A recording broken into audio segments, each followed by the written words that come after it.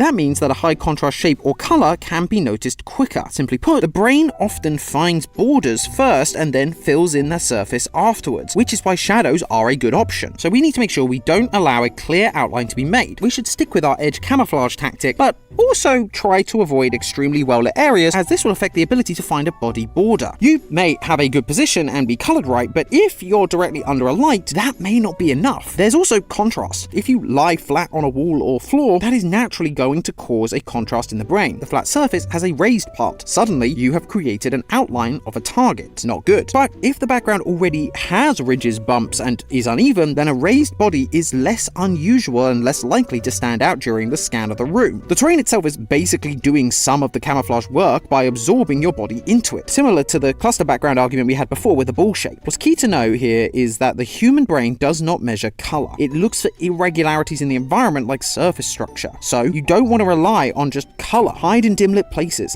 that use darker colors that provide less contrast, and where a human bump isn't an unusual shape. Okay, so we know what shape to be and what colors will work in our favor, but how do we pick where to hide? Hiding in a corner is great, but what's the best position that is gonna leave hunters not knowing where you are, even though they are looking right at you? And something I've seen a lot of people do when playing this game is hide up high. This seems to be most people's instinct when hiding, and this is because of an evolutionary survival trait called vertical attention bias. This is the idea that our minds direct our attention to the tops of objects and the bottom of scenes. So, to a human, the hardwired response when searching is to look down at something, as that is where threats and useful objects are most likely to be, not up high. So by hiding up, you are going against the response to look down and therefore less likely to be found. Plus, like I said before, gamers don't look up. Except that doesn't seem to work in this game. More often than not, when watching people play Mecha Chameleon, hunters are fighting their gamer instincts and immediately looking up in the room. And so